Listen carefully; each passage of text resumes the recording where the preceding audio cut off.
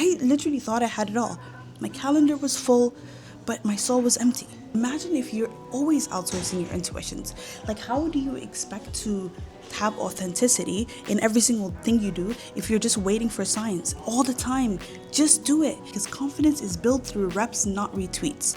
Focus doesn't limit you, okay? It launches you.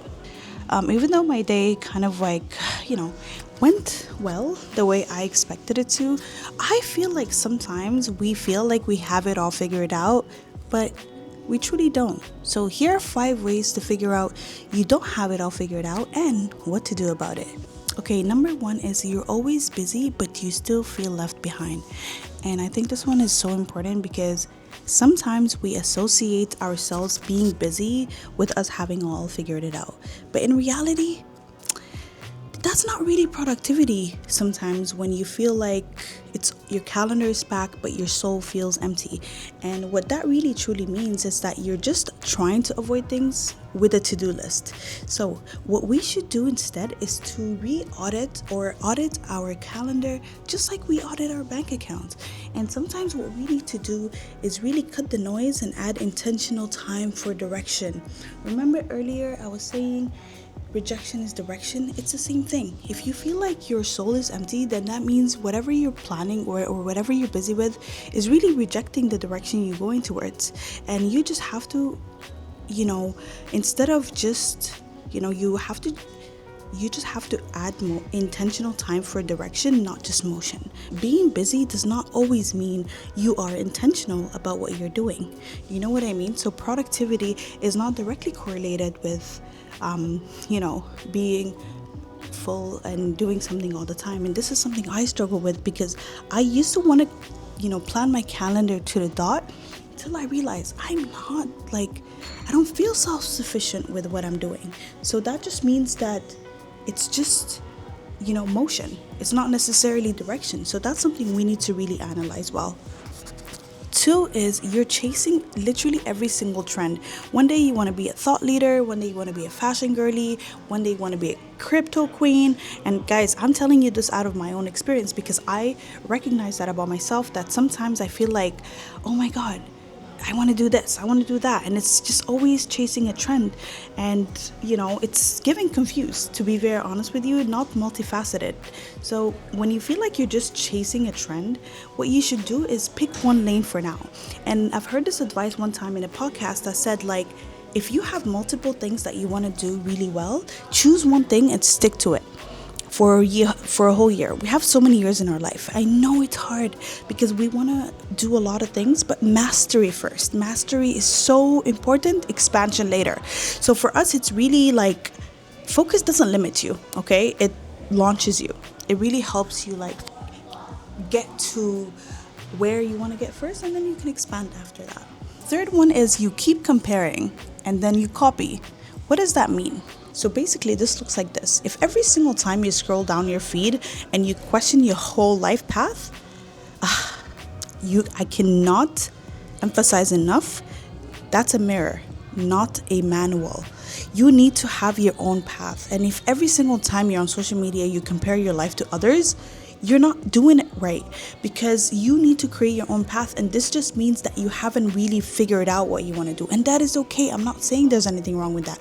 Every single point I'm giving you right now is something I went through. And I wrote this myself because this is something I struggled with. And if had I not noticed this, I probably wouldn't have been able to give you those serious points on how to really know you don't have it all figured out. And it's okay. But I'm at least trying to also give you how to deal with it. So what you need to do when you feel like you're just always constantly comparing your life to others and trying to copy it, I would say take a zoom out. Literally zoom out, because comparison kills clarity. It's so important for us to understand that if we mute, we reflect, we try to analyze and return to your why, your purpose of why am I doing this? Remember, every single time, the way I've noticed this is that when I used to compare my life to others and trying to mimic others, I was when I question the why and I don't find an answer, that's when I know I don't want to truly do it. I'm just trying to mimic because I feel like copying that same algorithm or copying that same track or path of the other person because it worked for them. I think it might work for me.